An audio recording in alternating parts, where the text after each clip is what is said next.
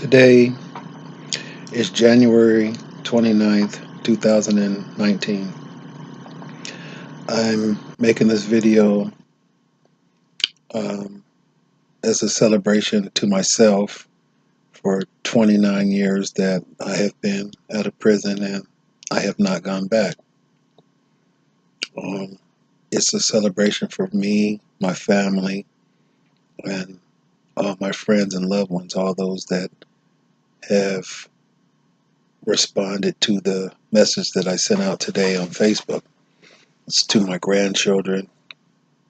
It's to my cousins in Denver.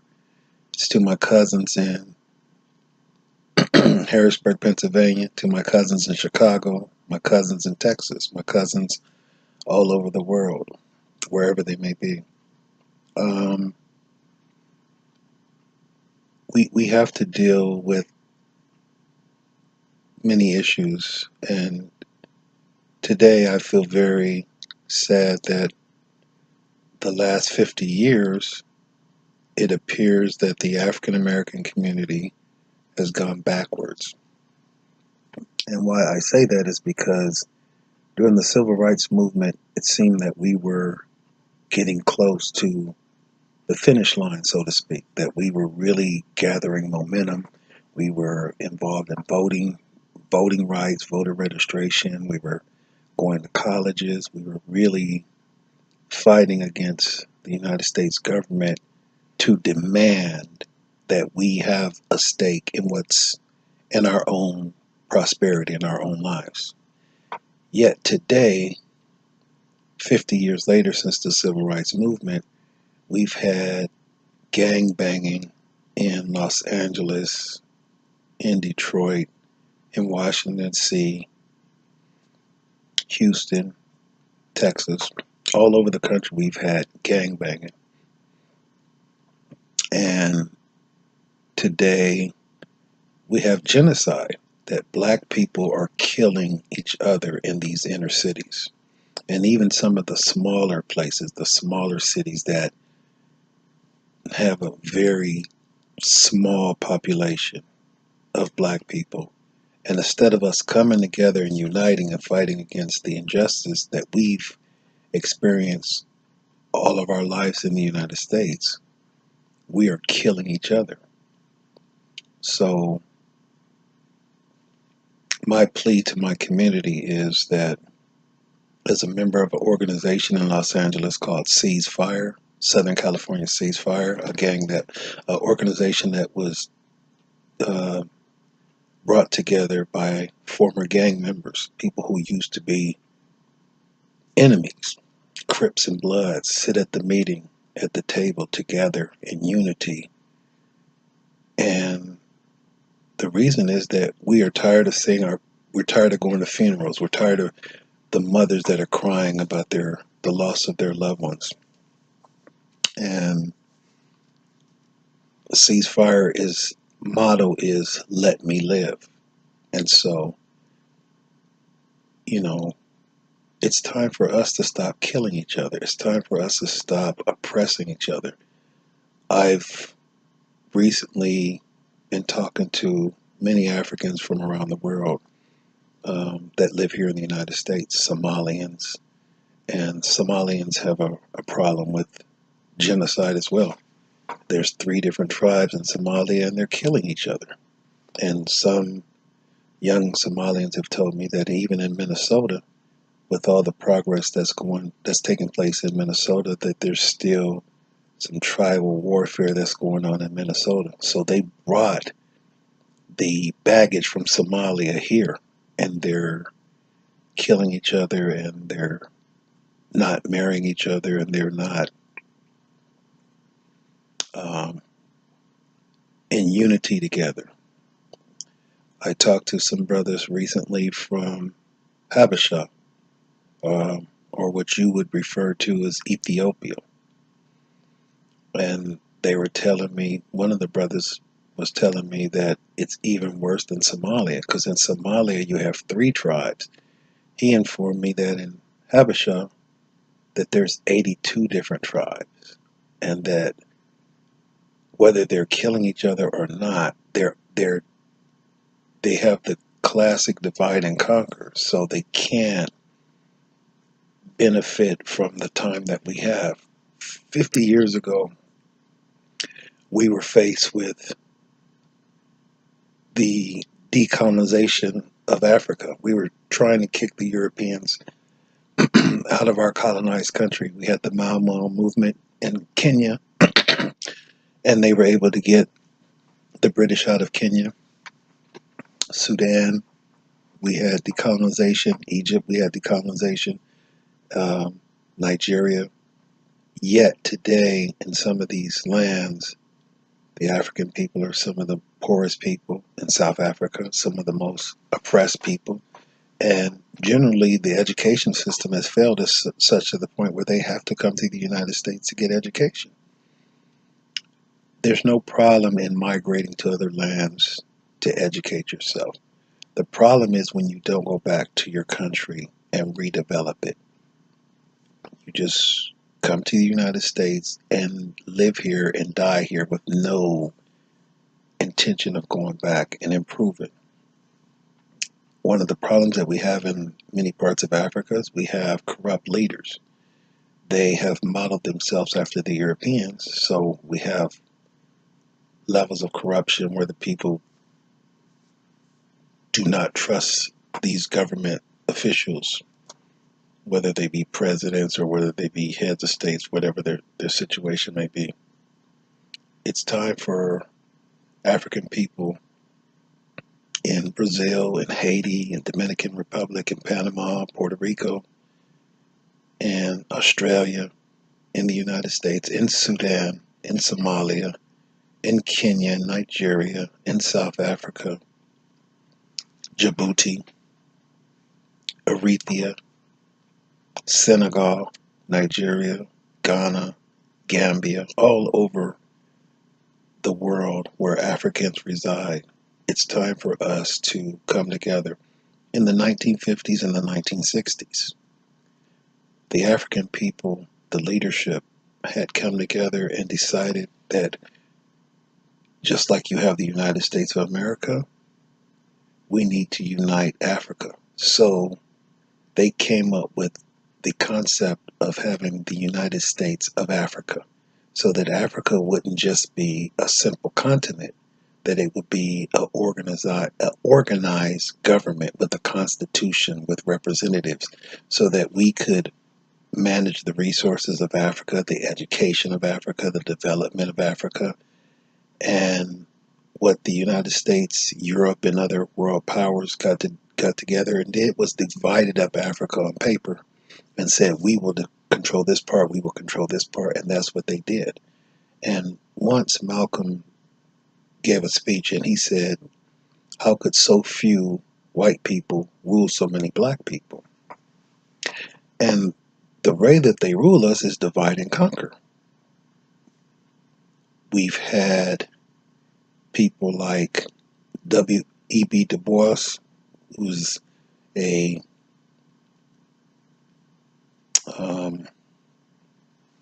PhD from Harvard. He was a spokesman for the black community. His famous quote is I might be saying it wrong, but the essence of what he was saying was the problem of the 20th century is the color line. Well, guess what? The problem of the 21st century is the color line. And I think because it's the foundation of America, it will always be a problem, the color line. The problem is not how they treat us. The problem is how we treat ourselves, how we look at ourselves, and how we allow other people to treat us. We are in a situation today economically that we can control the black community. Almost 100 years ago, we had Black Wall Street, highest income per capita in the known world, in Tulsa, Oklahoma. And what happened? The United States government bombed Tulsa, Oklahoma, and murdered 3,000 people in 12 hours. Worst atrocity in the history of the United States. And yet, the black community has failed to come together to sit down to map out how we're going to make the changes necessary so that we could utilize the freedom that we have today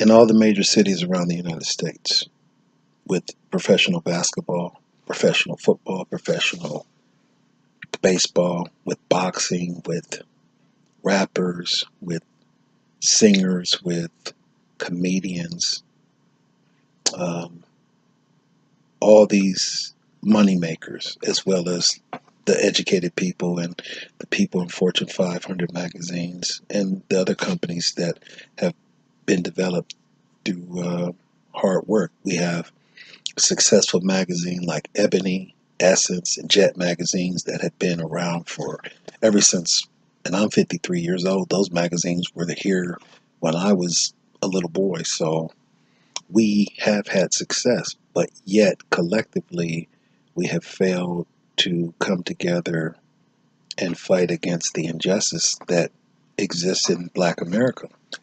Rodney King was not a civil rights activist. He was not a human rights activist. He was a man that was brutally beaten by the Los Angeles Police Department. And he had a very famous saying. And the saying was, no justice, no peace. That's what we're faced with living in the United States and Africans all over the globe. That with no justice, then we don't have a peaceful existence. But justice is not something that is given. Justice is something that you must ascertain by your efforts, by your constitution, your education. The big problem that we have today is that we're not educated. We're trained. Carter G. Woodson wrote The Miseducation of the Negro in 1933. And I would venture to say that less than 5% of Black America has read this book. This is probably the most important book that any Black American could read. The Miseducation of the Negro by Carter G. Woodson. There's been some other great authors as well, and maybe I'm not familiar with some of their writings, but the premise of this book is what Carter G. Woodson writes in this book is he says when you control a man's thinking, you don't have to worry about his actions. And I don't know if our people understand that, but it's a very profound thought that when you control a person's thinking, you don't have to worry about their actions. You don't have to tell them that they're second class. You don't have to tell them that they're inferior. You don't have to tell them that their skin makes them inferior.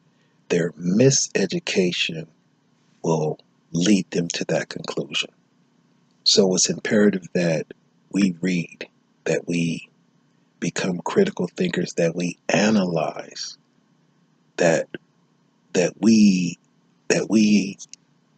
say that it's time, that we want no more liquor stores on our street corners, that we want no more weed dispensaries, that we want no more fried chicken restaurants killing us with diabetes.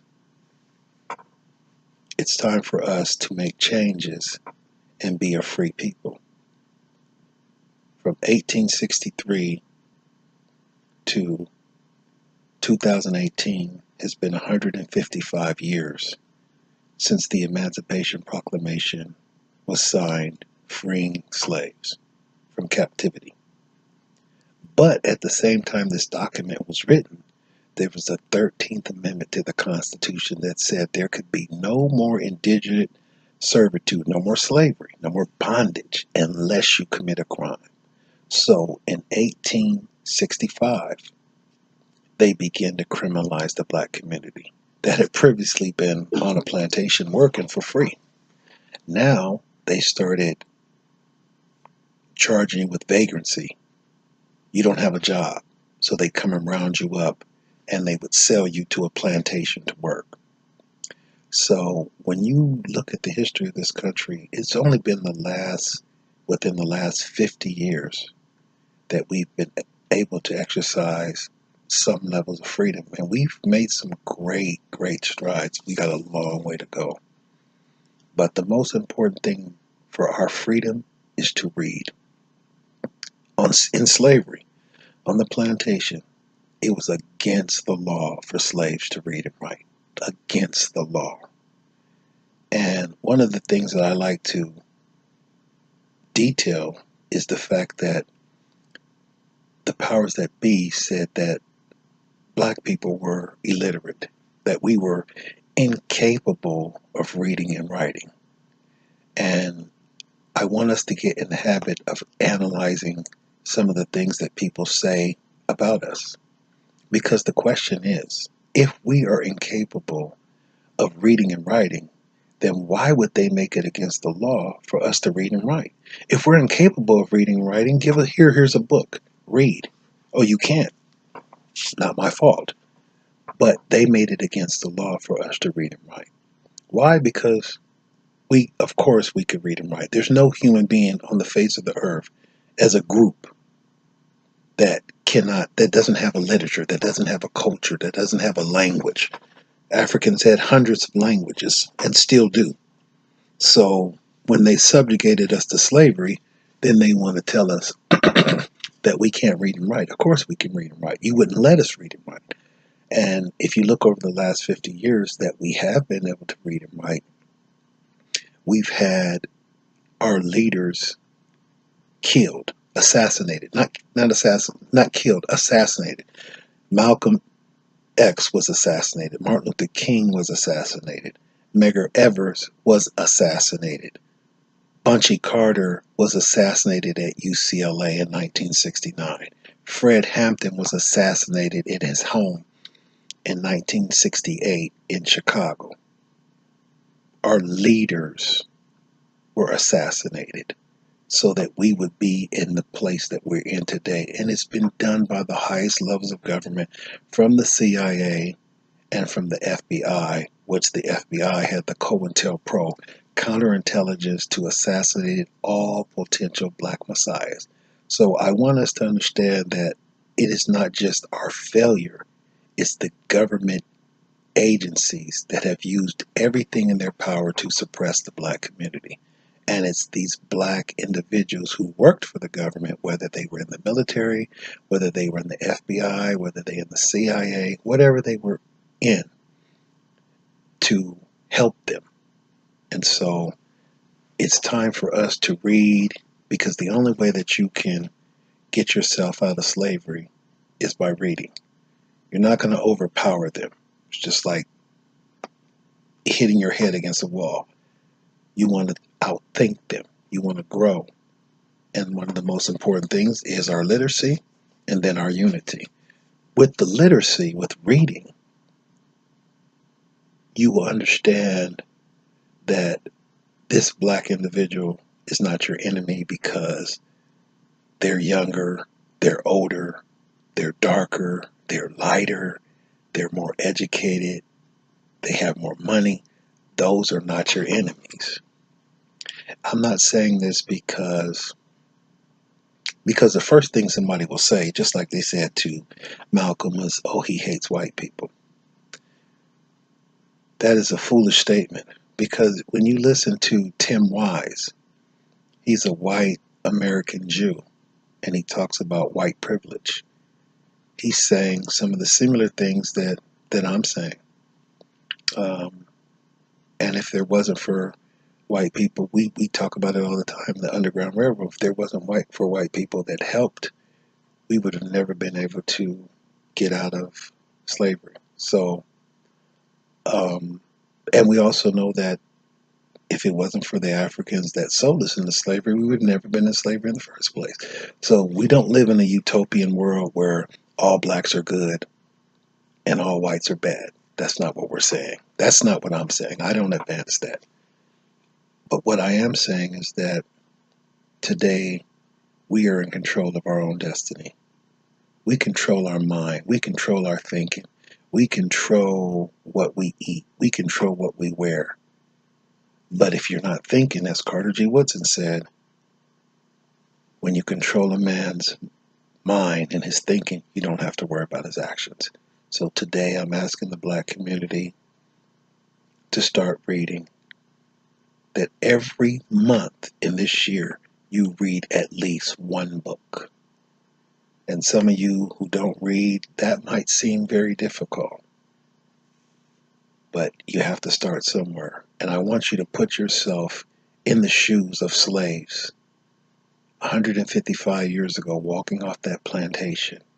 Can't read, can't write, can't balance a budget, don't know anything about money, about banking or anything. But what was their desire? We are free now, so we have to read. They learned how to read. That's how we have Tulsa, Oklahoma 50-something years after Emancipation Proclamation, because the black community came together in unity. And I always like to point to other minorities that suffered in this country, like the Mormons. The Mormons were persecuted. They fled to Utah, and through their unity, they were able to control a whole entire state.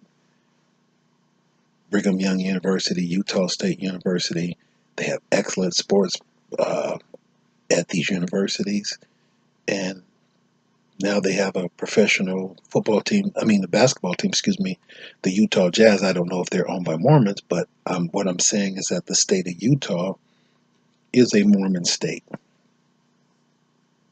and they did it through unity. We have more resources than any minority in America, but we don't have unity. And I'll leave you with one quote from the Black Panther Party, great black liberating group to help our people. And they said, "We are not outnumbered, we're out-organized." And this is all across Africa, all across the United States.